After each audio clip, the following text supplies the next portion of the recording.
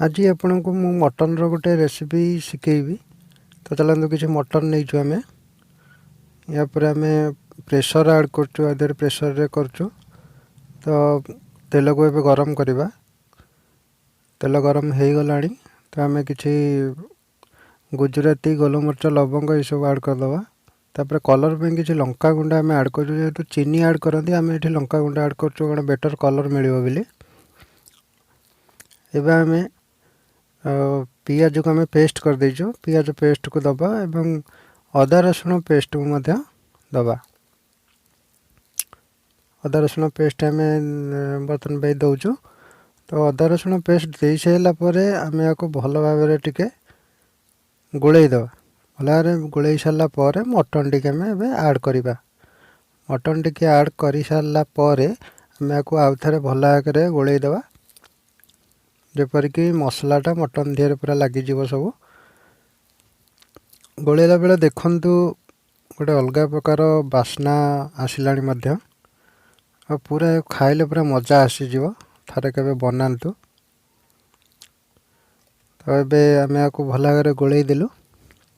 गोलई सारापर किसी समय गोलैबे तापर या लुण आम पकईदेलु आ हलदी गुंड मध्य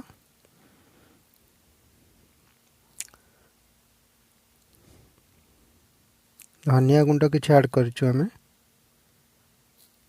जी आपण स्वादिष्ट अनुसार आप देपारे या भल भाव आउ थे गोलई दबा। टिके भल भाव गोलई सारापर आम ए मटन मसला पकाइबा। जी आप मटन नहीं से हिसाब से पकईबे। तो आम ए मटन मसला टी पकई देचु।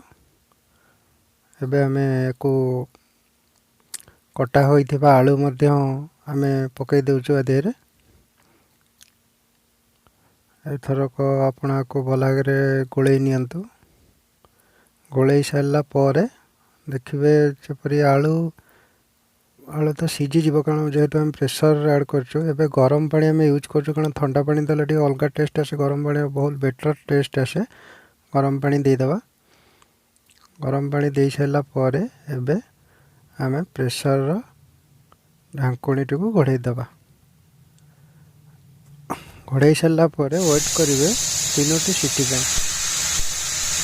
एबे 2 ରୁ 3टी सीटी हवा जाऊँगी से पर्यंत आम वेट करवा।